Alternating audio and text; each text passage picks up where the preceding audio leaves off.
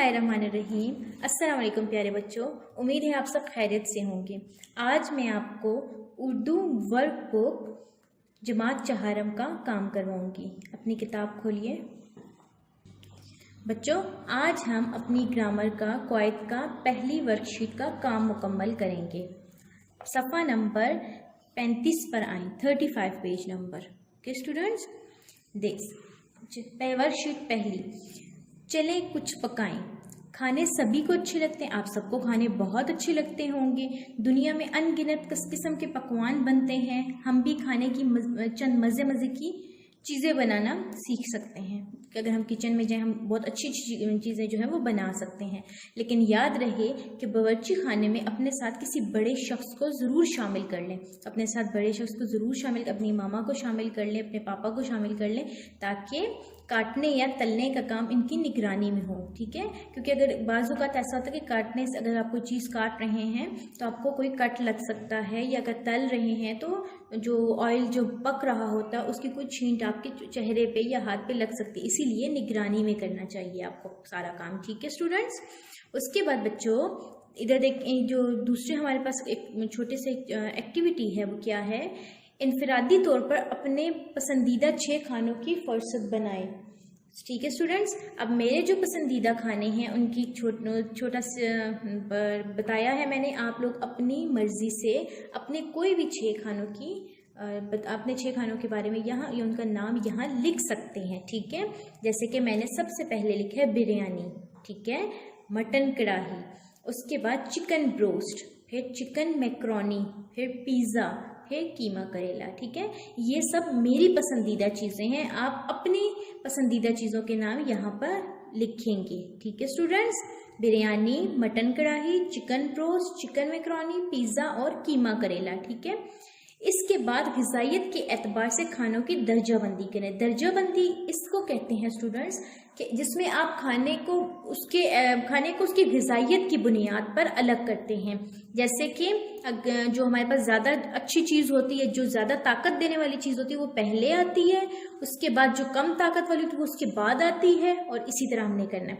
दर्जाबंदी के लिए उस्ताज़ा से रहनुमाई और साथियों की मदद से कीजिए। लेकिन आपको तो पता है आजकल हमारे जो स्कूल नहीं आ रहे, तो इस वजह से आप लोगों ने अपनी मामा या फादर की हेल्प लेनी है। ठीक है, उसके मुताबिक करना है। अब जैसे मैंने अपनी पसंदीदा चीज़ें लिखी हैं, उन ग़िज़ाइयत के एतबार से फिर मैंने उनकी दर्जाबंदी की है। कैसे की है मैं बताती हूँ। सबसे पहले मैंने मटन कढ़ाई लिखी है। क्यों? क्योंकि मटन कढ़ाई के अंदर हमारे पास मक्खन डाला जाता है। मक्खन बहुत ताकत वाला है। फिर मटन है, मटन तमाम गोश्त की जो इकसाम है उसमें मटन जो है वो ज़्यादा ताकत वाला है, इसीलिए सबसे पहले मटन कढ़ाई है। ठीक है स्टूडेंट्स। उसके बाद ये कढ़ाई है। ठीक है, उसके बाद स्टूडेंट्स दूसरे नंबर में कीमा करेला। अब मैंने कीमा करेला क्यों लिखा है? क्योंकि कीमा जो है वो भी ताकत वाला होता है, उसके साथ एक सब्जी की मौजूदगी है, करेला। ठीक है, सो करेला जो है वो सब्जी और उसके बहुत सारे फायदे होते हैं। ठीक है, वो आपके जिस्म की नशोनमा में बहुत अहम किरदार अदा करता है, इसीलिए मैंने कीमा करेला लिखा है। ठीक है स्टूडेंट्स। उसके बाद मैंने बिरयानी लिखी है। स्टूडेंट्स, क्यों बिरयानी लिखी है? क्योंकि बिरयानी में चावल होते हैं। चावल भी बहुत अच्छी ग़िज़ा है और जल्द हज़म हो जाने वाली ग़िज़ा है, इसीलिए मैंने बिरयानी लिखी है। फिर बिरयानी में हमारे कुछ मिकदार में आलू भी डलते हैं, वो भी बहुत अच्छे हैं हमारी सेहत के लिए। फिर चिकन डलता है, वो भी सेहत के लिए अच्छा है, तो लिहाजा मैंने बिरयानी लिखी। उसके बाद चिकन मैक्रोनी। अब चिकन मैक्रोनी मैंने बिरयानी की बात क्यों लिखी? क्योंकि बिरयानी में चिकन डल रहा है और ज़्यादा मिकदार में है। ठीक है, तो ज़्यादा मिकदार में आपको जो एक टर्म्स पढ़ी होगी आप लोगों ने, प्रोटीन्स, वो मिलती है। इंग्लिश में आप लोगों ने पढ़ी होगी प्रोटीन्स अपने साइंस के सब्जेक्ट में, तो लिहाजा यहाँ आपको बिरयानी में ज़्यादा प्रोटीन मिलती है। जबकि अगर बात की जाए चिकन मैक्रोनी की, चिकन मैक्रोनी में फिर ज़्यादा सब्जियाँ आ जाती हैं, तो लिहाजा बिरयानी पहले ही ज़्यादा ग़िज़ाइयत वाली है। बिरयानी में दही भी डलता है, दही भी बहुत ग़िज़ाइयत वाला है। तो उसके बाद मैंने चिकन मैक्रोनी लिखा है, ये इस वजह की बुनियाद है। फिर चिकन ब्रोस्ट लिखा है, क्योंकि चिकन ब्रोस्ट तलता है तो ज़रा कम ग़िज़ाइयत वाला हो जाता है। फिर पिज़्ज़ा है। पिज़्ज़ा आपका जो है वो इतनी अच्छी खुराक नहीं है बनिस्बत इन सब के, क्योंकि पिज़्ज़ा आपको पता है ये आपका जंक फूड है, जंक फूड या गैर मुतवाज़न ग़िज़ा जिसे बोला जाता है, तो इसीलिए मैंने पिज़्ज़ा सबसे आखिर में लिखा है। उसके बाद स्टूडेंट्स, अपने पसंदीदा खानों में से किसी एक की तरकीब लिखी। अब देखिए मैंने इतने जो नाम लिखे इसमें से किसी एक की मैंने तरकीब लिखनी है कि मैं कैसे उसको बनाऊंगी। اب آپ کی مرضی ہے اسٹوڈنٹس کہ آپ کس طرح اور کیا بنانا چاہتے ہیں. سو وہ آپ جو لکھیں گے آپ اپنے حساب سے لکھیں. جیسے میں نے آج جو اپنی ترکیب لکھی ہے وہ لکھی ہے میں نے چکن میکرونی کی. سو لہٰذا اسی لحاظ سے میں نے اس کی ترکیب لکھی. کیسے کہ جو مجھے اشیاء چاہیے. اب اشیاء مطلب وہ کون سی چیزیں جو آپ کو ضرورت پڑیں گی اس کو بنانے میں. مقدار بھی لکھنی ہے کہ کتنی مقدار میں چاہیے آپ کو. ٹھیک ہے. میکرونی سب سے پہلے تو مجھے میکرونی چاہیے تو میں نے لکھا 1 پیکٹ. آئل یا تیل دونوں میں سے کوئی بھی لکھ سکتے ہیں. 2 بڑے چمچ چاہیے. ٹھیک ہے. یا 2 بڑے چمچ ہوتا ہے اسٹوڈنٹس. ٹھیک ہے. پھر اس کے بعد ٹماٹر 3 سے 4 عدد. ٹھیک ہے اسٹوڈنٹس. اس کے بعد ہمیں ٹماٹر چاہیے 3 سے 4 عدد. پھر چکن چاہیے بغیر ہڈی کے, مطلب وہ جسے ہم لوگ عام انگلش میں یا عام جو لفظ بولتے ہیں بون لیس ہوتا ہے. ٹھیک ہے. سو چکن جو ہے ہڈی کے بغیر ہمیں چاہیے ½ کلو. ٹھیک ہے اسٹوڈنٹس. اس کے بعد اگلے صفحے پر چلتے ہیں. اس کے بعد ہمارے پاس ہمیں آلو چاہیے 2 عدد. شملہ مرچ چاہیے 2 عدد. بند گوبھی چاہیے ½ پاؤ. نمک چاہیے ہمیں حسب ذائقہ. سبز مرچ چاہیے 3 سے 4 عدد. پیاز چاہیے ہمیں 2 عدد. ٹھیک ہے بچوں. اب اس کے بعد بچوں ہمیں اس کی ترکیب لکھنی ہے کہ ہم کس طرح اس کو بنائیں گے. کیونکہ ہم نے سب سے اہم کام جو تھا پہلے تو ہم نے اشیاء بتا دی, ان کی مقدار بتا دی, لیکن اب ہم ان کی ترکیب بتانے جا رہے ہیں کہ وہ کس طرح سے بنیں گی. سب سے پہلے پانی میں نمک اور 1 چھوٹا چمچ آئل کا ڈال کر میکرونی کو ابال لیں. ٹھیک ہے بچوں. جب گل جائیں تو چھان کر الگ کر لیں. پھر ایک دوسری دیگچی میں 2 چمچ آئل اور کٹے پیاز ڈال کر پکائیں. مطلب پھر ہم پیاز کو پکائیں گے. جب پیاز ہلکا سنہری ہو جائے, جسے ہم اردو عام زبان میں کہتے ہیں لائٹ براؤن, ٹھیک ہے, ہو جائے تو اس میں ٹماٹر اور تمام مسالہ جات ڈال کر بھون لیں. اب اس میں نمک اور تمام سبزیاں ڈال کر 10 منٹ تک پکائیں. ٹھیک ہے. پھر اس میں سویا سوس, سرکہ اور کالی مرچ ڈال کر 10 منٹ تک دم کے لیے رکھ دیں. اور پھر کیچپ کے ساتھ نوش مطلب اسٹوڈنٹس کہ اس کے ساتھ مزے سے کھائیں. ٹھیک ہے. اب میں دوبارہ اس کو ریپیٹ کر رہی ہوں اسٹوڈنٹس تاکہ آپ لوگ اپنی ورک بکس میں آرام سے لکھتے جائیں. ٹھیک ہے اسٹوڈنٹس. سب سے پہلے پانی میں نمک اور 1 چھوٹا چمچ آئل کا ڈال کر میکرونی کو ابال لیں. ٹھیک ہے اسٹوڈنٹس. لکھ لیا. جب گل جائیں تو چھان کر الگ کر لیں. مطلب پھر اس کو ہم چھان کر الگ کر لیں گے تو پھر آپ لکھیں گے جب گل جائیں تو چھان کر الگ کر لیں. ایک دوسری دیگچی میں 2 چمچ آئل اور کٹے پیاز ڈال کر پکائیں. جب پیاز ہلکا سنہری ہو جائے تو اس میں اسٹوڈنٹ ساتھ ساتھ آپ لوگ لکھتے جائیں. ٹھیک ہے. جب پیاز ہلکا سنہری ہو جائے تو اس میں ٹماٹر اور تمام مسالہ جات ڈال کر بھون لیں. ٹھیک ہے اسٹوڈنٹس. اب اس میں نمک اور تمام سبزیاں ڈال کر 10 منٹ تک پکائیں. پھر اس میں سویا سوس, سرکہ اور کالی مرچ. پھر اس میں سویا سوس, سرکہ اور کالی مرچ ڈال کر 10 منٹ تک لکھ رہے ہیں اسٹوڈنٹس آپ لوگ ساتھ ساتھ 10 منٹ تک دم کے لیے رکھ دیں اور پھر کیچپ کے ساتھ نوش کریں. ٹھیک ہے اسٹوڈنٹس. آپ اس کو اپنی ورک بک میں لکھ لیں اور تاکہ ہماری پہلی ورک شیٹ مکمل ہو جائے. ٹھیک ہے اسٹوڈنٹس.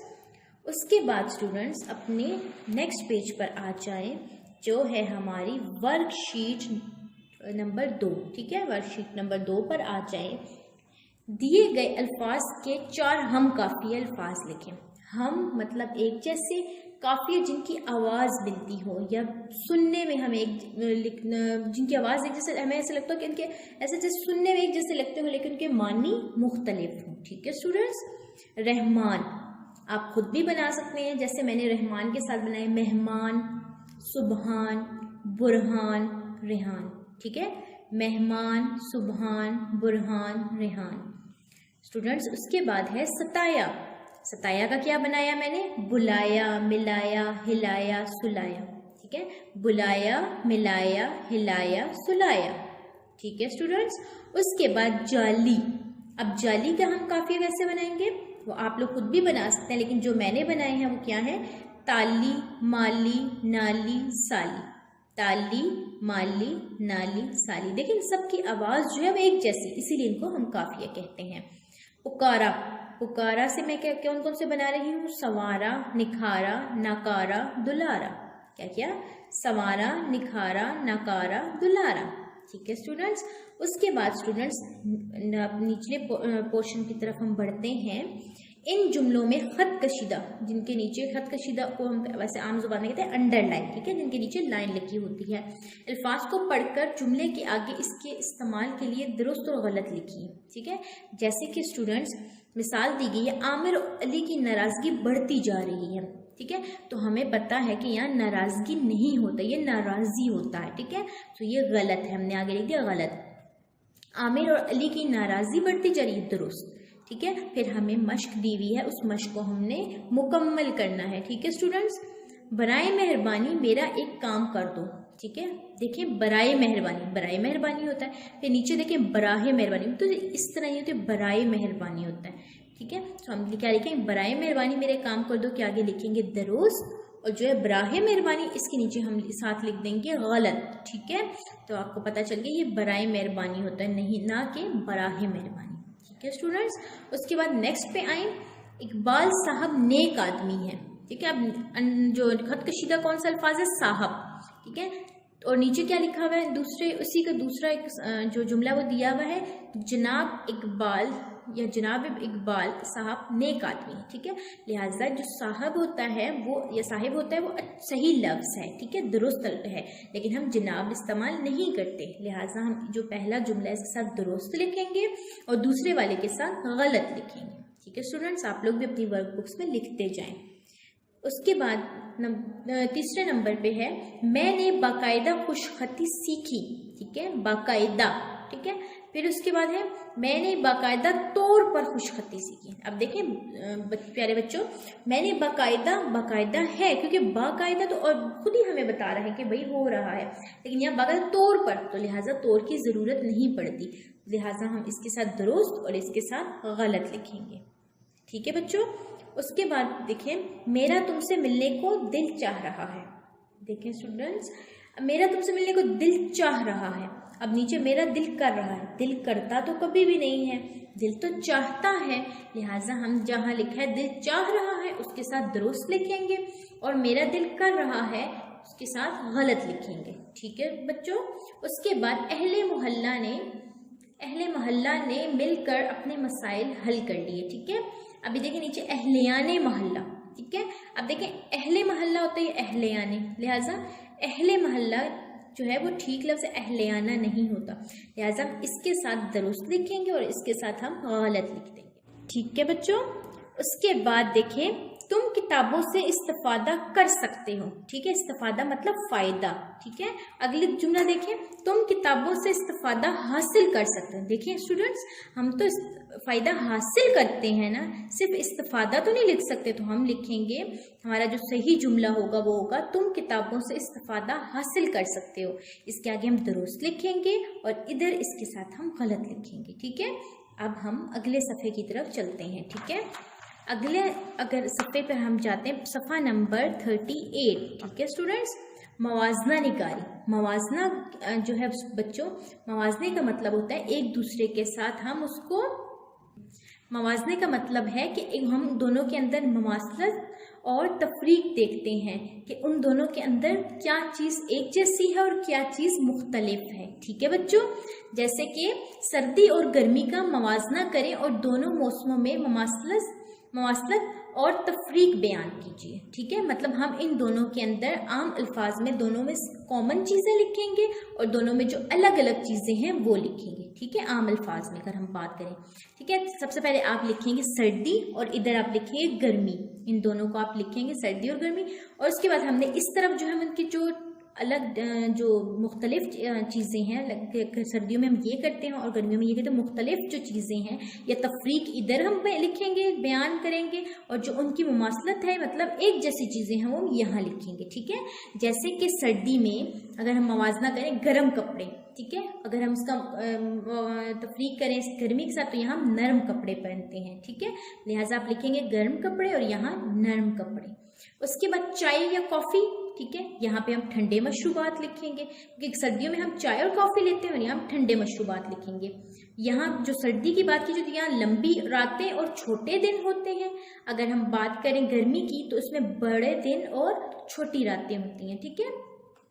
लिहाजा बच्चों आप लोग यहाँ लिखेंगे लंबी रातें और छोटे दिन और जो हैं बड़े दिन और छोटी रातें, ठीक है स्टूडेंट्स। उसके बाद आप लिखेंगे खुश्क मेवाजात। सर्दियों में आप खुश्क मेवाजात खाते हैं तो आप खुश्क मेवाजात लिखेंगे, और यहाँ पे आप रबड़ी, फालूदा और आइसक्रीम वगैरह लिख सकते हैं। ये तो मैंने अपने लिहाज से इनका लिखा है। अगर आपके दिमाग में कोई और अच्छा पॉइंट आता है तो आप खुद भी लिख सकते हैं, ठीक है बच्चों। अब इनके अंदर में मैं मासलत देखूंगी, लेकिन इन दोनों में जो एक जैसी चीज़ है वो मैंने लिखनी है कि इन दोनों में ऐसी कौन सी चीज़ है जो दोनों में एक जैसी होती है। जैसे कि सूरज का निकलना, सर्दियों में भी सूरज का निकलना वही होता है और गर्मियों में भी, तो आप लिखेंगे सूरज का निकलना।